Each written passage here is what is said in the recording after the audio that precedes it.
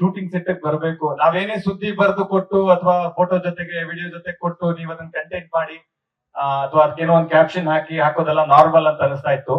ಯಾವಾಗ್ಲೂ ಒಂದ್ ಒಳಗಡೆ ಮನ್ಸೊಳಗಡೆ ಇತ್ತು, ಆ ನಿಮ್ಮನ್ನೆಲ್ಲ ಕರಿಬೇಕು, ಶೂಟಿಂಗ್ ಸೆಟ್ ಕರಿಬೇಕು, ಈ ಚಿತ್ರೀಕರಣ ಅನ್ನೋದು, ಈ ಕರಾವಳಿಯ ಚಿತ್ರೀಕರಣ ಅನ್ನೋದು ಹೇಗ್ ನಡೀತಾ ಇದೆ, ಅದ್ರ ಹಿಂದೆ ಇರುವ ಎಫರ್ಟ್ ಏನು, ಅದ್ರ ಹಿಂದೆ ಇರುವ ಶ್ರಮ ಏನು ಅಂತ. ಯಾಕಂದ್ರೆ media Mitra, I am here, I mean film, Kannada film industry since past 12-13 years. Assistant director ಆಗಿ, ಅಸೋಸಿಯೇಟ್ ಡೈರೆಕ್ಟರ್ ಆಗಿ ಕೆಲಸ ಮಾಡ್ತಾ ಇದ್ದಾಗ ಎಲ್ರು ನಮ್ಮ ಮಾಧ್ಯಮ ಮಿತ್ರರು ಎಲ್ರು ಸಿಕ್ತಾಗ ಎಲ್ರು ಮಾತಾಡೋರು. ಇವಾಗ ಆ ಕಲ್ಚರೇ ಇಲ್ಲ ಮೊದ್ಲಿಂದು. ಯಾರು ಶೂಟಿಂಗ್ ಸೆಟ್ ಕರಿಯಲ್ಲ, ಯಾರು ಇಂಟ್ರಾಕ್ಟ್ ಮಾಡಲ್ಲ, ಯಾರು ಇನ್ಕ್ಲೂಡ್ ಮಾಡ್ಕೊಳಲ್ಲ ಚಿತ್ರೀಕರಣದ ಒಳಗಡೆ. ಮೀಡಿಯಾನ ಒಂದ್ ಸಣ್ಣ ಡಿಸ್ಟೆನ್ಸ್ ಅಲ್ಲೇ ಇಡ್ತಾರೆ ಅಂತ ಅನ್ನೋದು ಇತ್ತು, ಒಂದ್ ಡಿಸ್ಕಷನ್ ಇತ್ತು.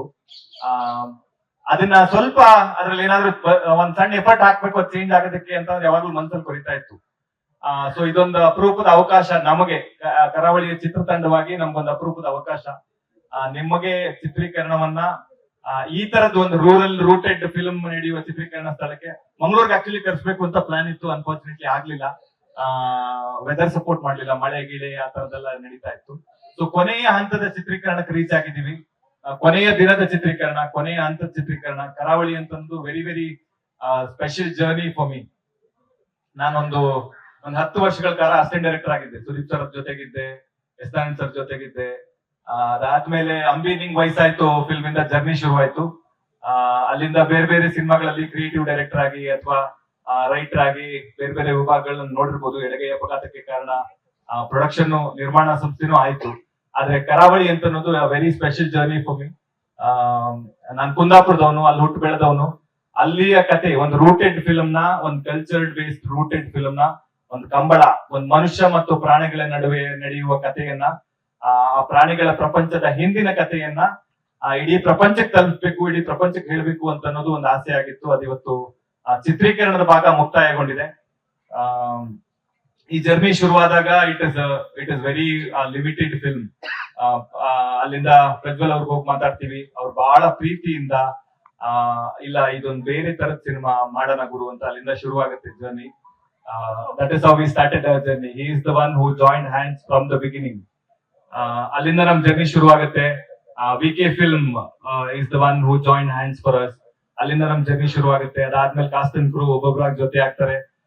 ಮಿತ್ರ ಸರ್ ಬರ್ತಾರೆ, ಸಂಪದ ಅವ್ರು ಬರ್ತಾರೆ, ಶ್ರೀಧರ್ ಸರ್ ಬರ್ತಾರೆ, ಅಭಿಮನ್ಯು ಸದಾನಂದನ್ DOP ಹಿ ಜಾಯಿನ್ ಅಸ್. ಸೊ ಹಾಗೆ ನಮ್ ಜರ್ನಿ ಶುರುವಾಗುತ್ತೆ. ಅದಾದ್ಮೇಲೆ ಸಚಿನ್ ಬಸ್ರು ಜಾಯ್ನ್ ಆಗ್ತಾರೆ. ಅದಾದ್ಮೇಲೆ ಒಂದು ಫಸ್ಟ್ ಟೀಸರ್ ಆಚೆ ಬರುತ್ತೆ. I think I am sure ನೀವು ಇಲ್ಲಿರುವ 90% ಜನ ಎಲ್ಲರೂ ಆ ಫಸ್ಟ್ ಟೀಸರ್ ನ ನೋಡಿದೀರಾ ಅಂತ. ಫಸ್ಟ್ ಟೀಸರ್ ಬಂದಾಗ ಒಂದ್ ಬಜ್ ಆಗುತ್ತೆ, ಇದೊಂದು ಇಂಟ್ರೆಸ್ಟಿಂಗ್ ಫಿಲ್ಮ್ ಆಗುತ್ತೆ, ಇದೊಂದು ಒಂದ್ ವಾಚಬಲ್ ಫಿಲ್ಮ್ ಆಗುತ್ತೆ, ಇದನ್ನ ನೋಡ್ಬೇಕು, ಯಾವಾಗ ರಿಲೀಸ್, ಹೇಗಿದೆ, ಏನು ಎತ್ತ ಅಂತರದೊಂದು ಒಂದು ಬಸ್ ಶುರು ಆಗುತ್ತೆ.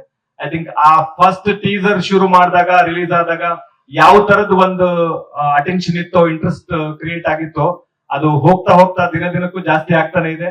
ಅದ್ ಬಹಳ ಖುಷಿಯ ವಿಚಾರ. ಬಹಳ ಎಲ್ಲಾ ಫಿಲ್ಮ್ ಮೇಕರ್ಗೂ ಅದೊಂದು ಬಹಳ ಏನಂತಾರೆ ಗ್ರಾಟಿಟ್ಯೂಡ್ ಒಂದು ನಿಮ್ಮೆಲ್ಲರ ಮೇಲೆ. ಯಾಕೆಂತಂದ್ರೆ ಮೀಡಿಯಾ ಮತ್ತು ಜನ ಕರಾವಳಿ ಮೇಲೆ ತೋರಿಸಿರೋ ಪ್ರೀತಿ ಇದೆಯಲ್ಲ, ಅದನ್ನ ಮರೆಯೋದಕ್ಕೆ ಆಗಲ್ಲ. ಸೊ ಕೊನೆಯ ಹಂತ ಚಿತ್ರೀಕರಣಕ್ಕೆ ಬಂದಿದೀವಿ. ನಿಮ್ಮೆಲ್ರಿಗೂ ಒಂದ್ ಥ್ಯಾಂಕ್ಸ್ ಹೇಳ್ಬೇಕು, ಮೀಟ್ ಮಾಡ್ಬೇಕು, ಇನ್ ಪರ್ಸನ್ ಮಾತಾಡ್ಬೇಕು ಅಂತ ಆಸೆ ಇತ್ತು.